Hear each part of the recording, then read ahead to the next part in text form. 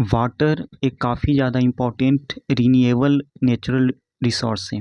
अर्थ के सरफेस के ऊपर लगभग 71% पार्ट पानी से घिरा हुआ है। इसी वजह से हम अपनी प्लानेट अर्थ को ब्लू प्लानेट या फिर वाटर प्लानेट भी कहते हैं।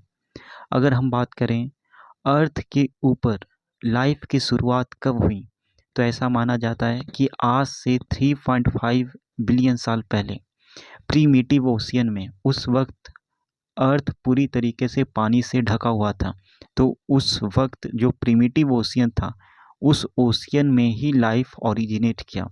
यहाँ तक कि आज अगर बात की जाए ओशियन की, तो हमारा अर्थ सरफेस के 66% पार्ट में ओशियन है। और ओशियन के अंदर प्लांट और एनिमल लाइफ में काफ़ी ज़्यादा डाइवर्सिटी देखने को मिलता है, जिसको हम लोग मरीन बायोलॉजिकल डाइवर्सिटी या फिर एक्वेटिक बायोडाइवर्सिटी कहते हैं। ओशियन वाटर हालांकि सैलाइन है, नमकीन है, और उसको एक इंसान पी नहीं सकता। कुकिंग के लिए या फिर ड्रिंकिंग पर्पस के लिए इस्तेमाल नहीं किया जा सकता। Ocean water is not fit for human consumption. तो एक इंसान फ्रेश वाटर ही पी सकता है या फ्रेश वाटर को ही अपने अलग अलग पर्पस को फुलफ़िल करने के लिए इस्तेमाल कर सकता है। और फ्रेश वाटर धरती पे केवल 2.7% है, और इस 2.7% का लगभग 70% आइस शीट्स या फिर ग्लेशियर्स में है, जैसे कि अंटार्कटिका, ग्रीनलैंड या फिर माउंटेन रेंजेस जैसे कि हिमालयन माउंटेन रेंज। तो विंटर सीजन में या फिर साल के ज़्यादातर महीने ऐसे होते हैं जब ये लॉफ्टी माउंटेन्स बर्फ़ से ढके होते हैं, तो उस आइस कवर में फ्रेश वाटर स्टोर्ड होता है।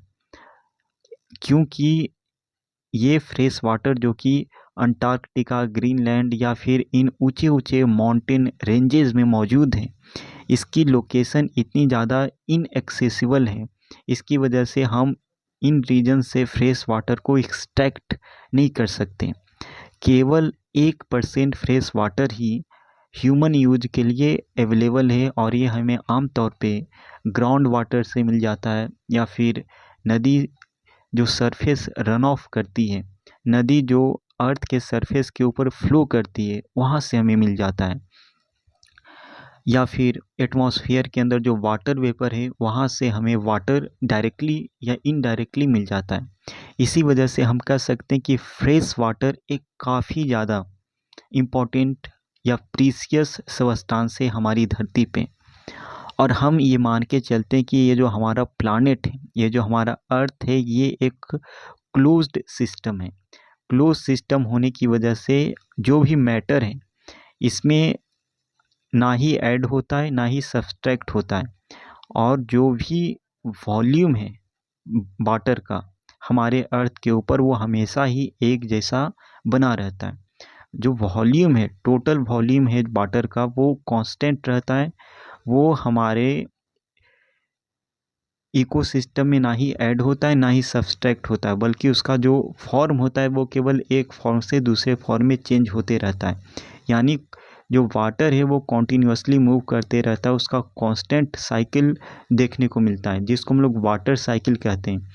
जिसमें हम क्या देखते हैं कि अर्थ के सरफेस के ऊपर अगर कहीं पे रिवर है या फिर कहीं पे लेक है या फिर कोई बड़ी वाटर बॉडी है जैसे कि सी या फिर ओशियन, तो यहाँ पर क्या होगा कि जब सन की रेज पड़ेगी, जब इंसोलेशन होगा, तो नदी का पानी इवेपोरेट करेगा, और इवेपोरेट करने के बाद ये सर्टेन हाइट पे जाने के बाद सेचुरेट करेगा, ठंडा होगा, और यहाँ पे क्लाउड फॉर्मेशन होगा।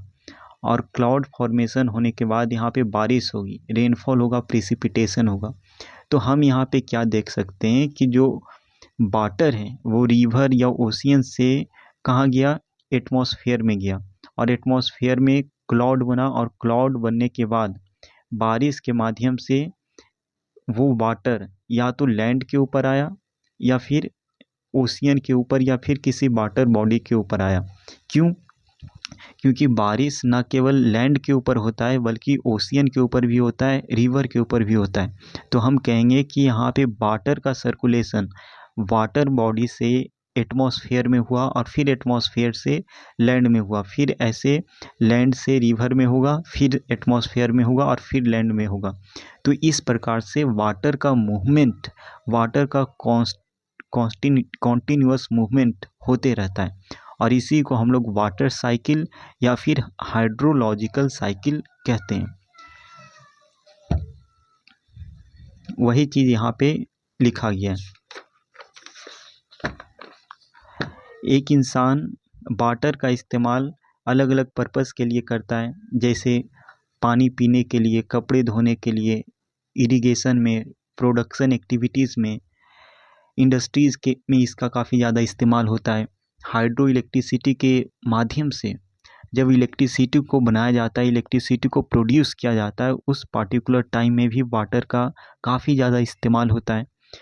तो वाटर को हम लोग अपने अलग अलग नीड को, अपने अलग अलग पर्पस को फुलफ़िल करने के लिए इस्तेमाल करते हैं। लेकिन क्या हो रही है कि रिसेंट टाइम में, पिछले 200 सालों में ख़ास तौर से इंसानों की आबादी काफ़ी तेज़ी के साथ बढ़ रही है और इस बढ़ती आबादी के साथ फूड और कैश क्रॉप की जो डिमांड है वो भी काफ़ी ज़्यादा बढ़ती जा रही है। अर्बनाइजेशन हो रहा है, इंडस्ट्रियलाइजेशन हो रहा है, लोगों का स्टैंडर्ड ऑफ लिविंग बेहतर हो रहा है।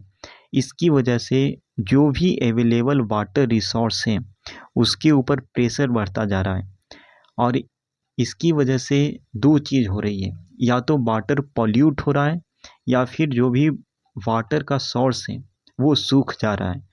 या तो नदी सूख जा रही है या फिर वाटर पॉल्यूशन की वजह से फ्रेश वाटर की शॉर्टेज हो गई है, शुद्ध पीने लायक पानी की कमी हो गई है। और ये कमी हमें हमारे इंडिया के बहुत से मेजर टाउन्स और सिटीज़ में भी देखने को मिल रहा है, जैसे कि बेंगलुरु, दिल्ली, पुणे और भी बहुत सारे एरियाज में। और ज़्यादातर अफ्रीका की जो कंट्रीज़ हैं वो इस फूड शॉर्टेज और वाटर शॉर्टेज की समस्या से जूझ रही है। तो क्या कोई ऐसा सॉल्यूशन है जिससे हम इस प्रॉब्लम से निजात पा सकते हैं? तो इससे पहले हम ये जानें तो वाटर की जो अवेलेबिलिटी है वो एक जैसी नहीं है। किसी एक रीजन में वाटर काफ़ी ज़्यादा है तो कहीं वाटर बिल्कुल नहीं है। दुनिया के बहुत से ऐसे रीजन हैं जहाँ पे पानी की कमी है, जैसे ज़्यादातर अफ्रीका का जो रीजन है, west Asia, south Asia, western USA के कुछ इलाके, north west Mexico, south America और पूरा ऑस्ट्रेलिया कहीं ना कहीं वाटर शॉर्टेज की समस्या से जूझ रहा है। ऐसे कंट्रीज जहाँ पे काफ़ी कम बारिश होती है, रेनफॉल डेफिसिट अमाउंट में होता है, ये वो एक ऐसे क्लाइमेटिक जोन में है जो कि एरिड है, सेमी एरिड है, डेजर्ट लाइक कंडीशंस वहाँ प्रिवेल करती है।